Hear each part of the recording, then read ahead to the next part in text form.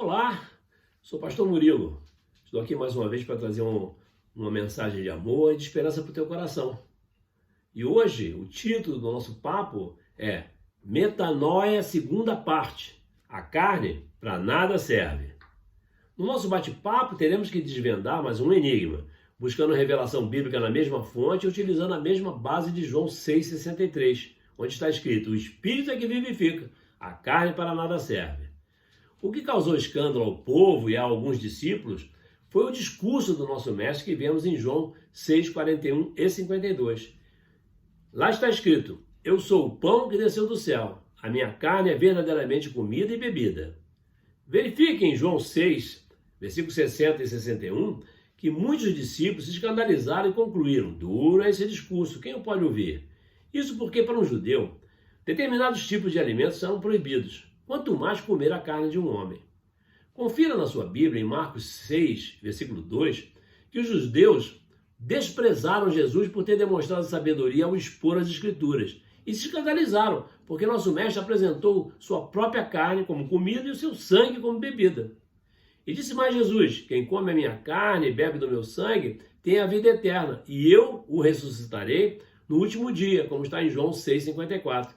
E por não compreenderem essa parábola enigmática, o povo se escandalizou, pois entenderam que Jesus estava lhes propondo uma espécie de canibalismo. Em particular, com seus discípulos, Jesus demonstrou que o que estava apresentando ao povo era, na verdade, sua doutrina, que é espírito. Quando Jesus disse que a carne para nada serve, não se referia à carne do seu corpo. Ao declarar que a carne para nada serve, Jesus estava tão somente contrapondo seu ensinamento em face do conhecimento que os seus ouvintes haviam adquirido ao longo das suas vidas. Jesus mostrou aos seus ouvintes que este equívoco é que lhes provocara tamanha perplexidade. Tanto a multidão quanto alguns dos seus discípulos haviam entendido que a vida prometida por Jesus estava vinculada a comer um pedaço da carne e beber um pouco do sangue do nosso mestre.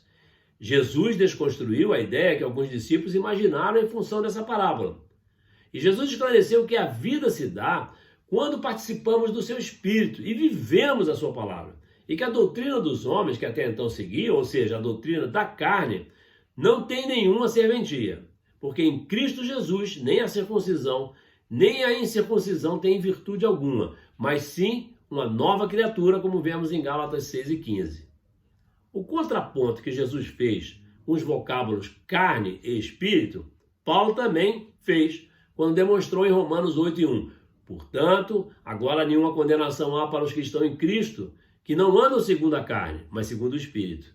O apóstolo Paulo, enquanto Saulo, andava segundo as ordenanças dos homens, portanto se gloriava na carne, pois entendia que ser circuncidado ao 8º dia, pertencer à tribo de Benjamim e ser hebreu de hebreus, já lhe garantiria a salvação. Mas nosso mestre o discipulou. Quando chegando perto de Damasco, subitamente Paulo foi cercado por um resplendor de luz do céu, como está na Bíblia Sagrada. Na estrada, a caminho de Damasco, Paulo teve um encontro que mudou radicalmente e para sempre a sua vida. A experiência do Jesus ressuscitado levou Paulo a uma nova interpretação de Deus, do mundo e da existência. Uma interpretação que mudou radicalmente, como eu já falei, e para sempre a vida de Paulo. O aparecimento de Jesus para Paulo na estrada de Damasco é mencionado 3 vezes no livro de Atos. Atos 9, 13 e 9, 22, 1 e 21 e 26, 1 e 18. A ênfase é clara. Ninguém, a não ser o próprio Cristo, poderia ter impedido aquele fariseu de prosseguir em seu propósito de destruir a igreja. Só nosso mestre poderia operar a metanoia na vida do fariseu Paulo. Derrubado por uma luz mais brilhante do que o sol, Paulo indaga a identidade do ser que surge diante dele. A resposta você vê em Atos 9:5. Jesus falou: eu sou Jesus, a quem você persegue. A resposta de Jesus fez com que Paulo compreendesse que as afirmações dos cristãos eram verdadeiras e que ele estivera até então lutando contra o próprio Deus. Assim, obedeceu prontamente à ordem de se levantar e ir para Damasco e esperar futuras instruções. E dali em diante, Paulo obedeceria para sempre ao Cristo que lhe aparecera. Mais do que isso, dedicaria toda a sua vida para Cristo, viveria em Cristo até o seu resgate. Paulo deixa claro que os que seguem mandamentos de homens se gloriam na carne, que significa circuncisão, nacionalidade, religiosidade e outras coisas mais. Enquanto os que creem na doutrina do Evangelho de Jesus, aqueles que são novas criaturas em Jesus, têm certeza de que o Espírito é que vivifica, a carne para nada serve.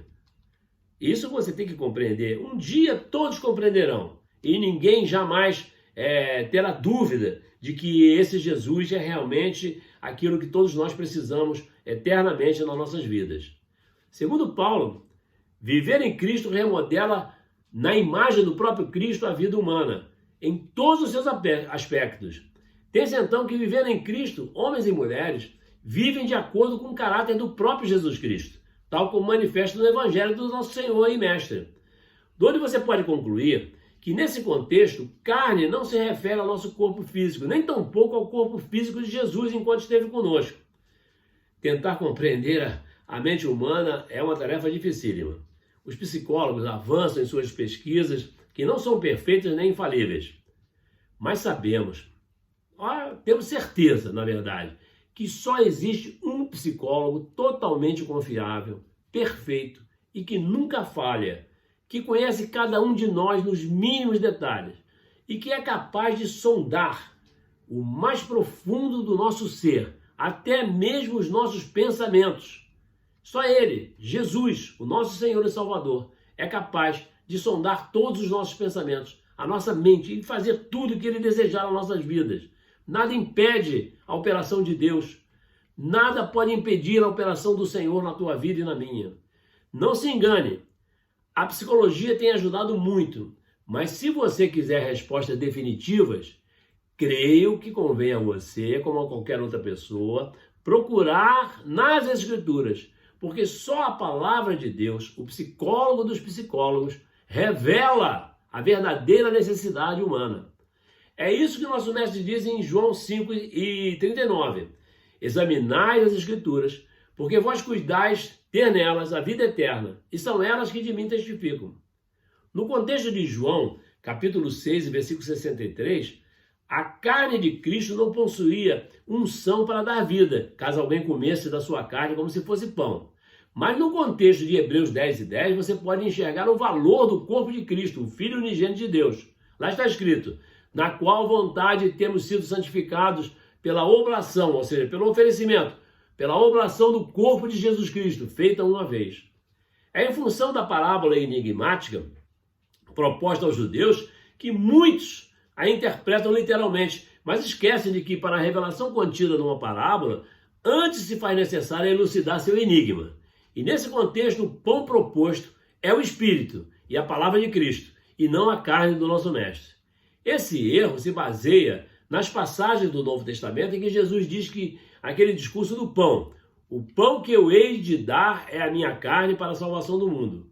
O meu corpo é verdadeiramente uma comida e o meu sangue é verdadeiramente uma bebida, como vemos em João capítulo 6, versículo 55. E por que, ao tomar o pão em suas mãos, Jesus, na última ceia, ofereceu aos seus discípulos dizendo, tomai todos e comei. Esse é o meu corpo que é entregue por vós, simbolizando, evidentemente, a união dos discípulos fiéis ao seu mestre, Jesus Cristo.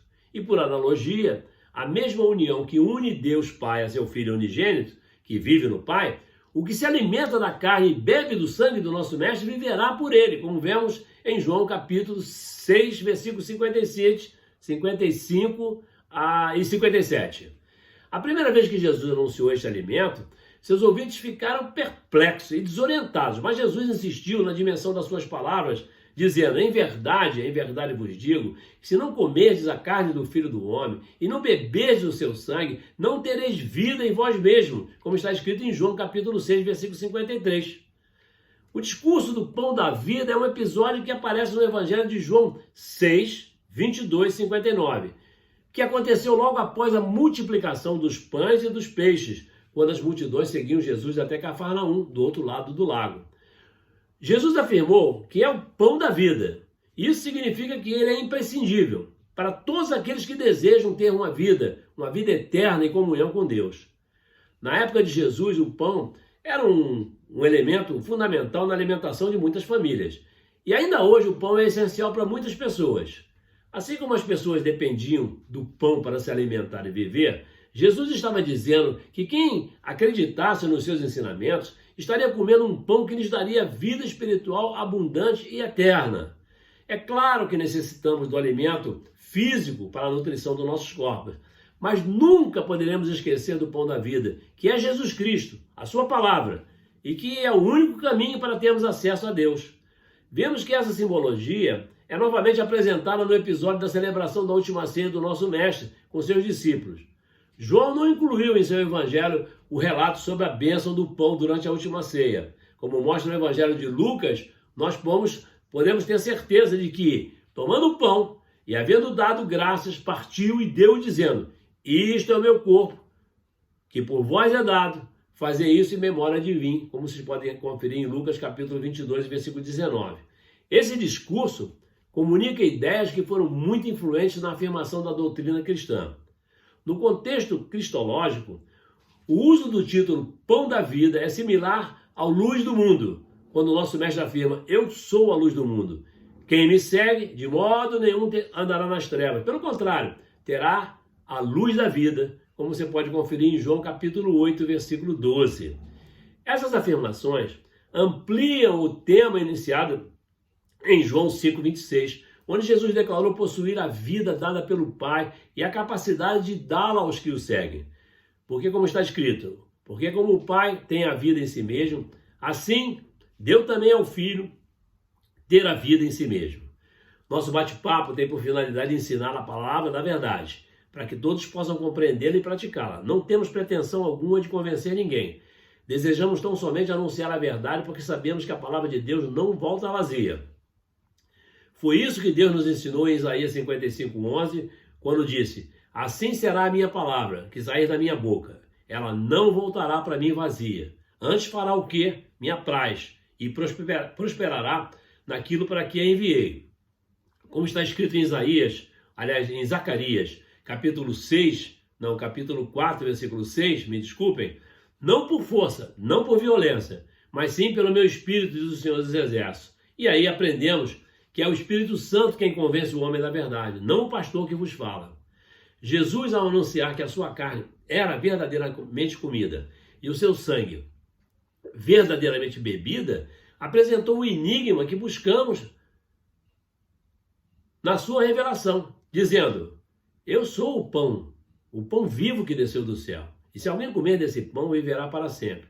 E o pão que eu der é a minha carne, que eu darei pela vida do mundo, como João consignou em João capítulo 6, versículo 51.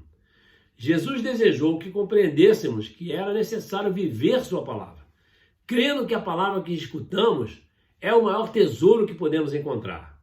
E nesse contexto, Jesus acrescentou em João 6,63, o Espírito é o que vivifica, a carne para nada aproveita. As palavras que eu vos digo são Espírito e vida.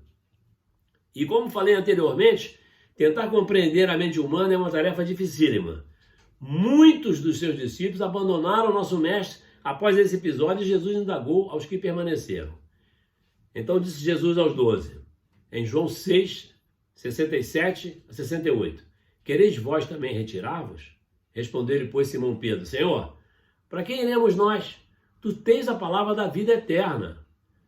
Portanto, qualquer que crê em Cristo, conforme diz as Escrituras, se alimentou de Cristo, ou seja, é participante do pão, do seu corpo, da sua carne e do seu sangue que foi entregue pela vida do mundo, como está em João capítulo 6, 51 e 57. Todo aquele que aceitou a doutrina do nosso mestre e não se escandalizou, é o que nele operou a metanoia renovadora do espírito e da mente.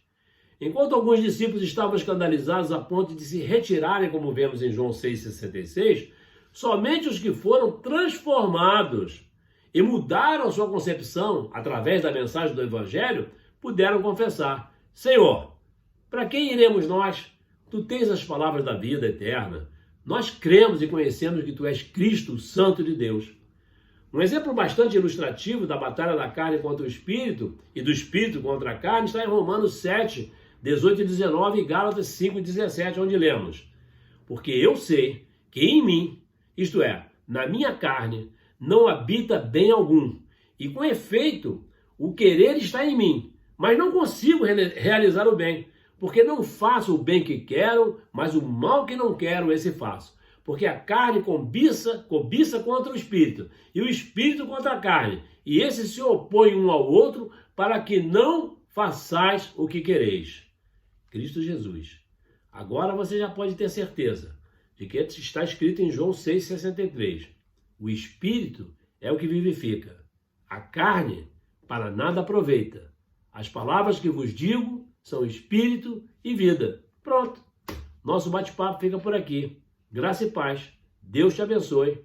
Amém.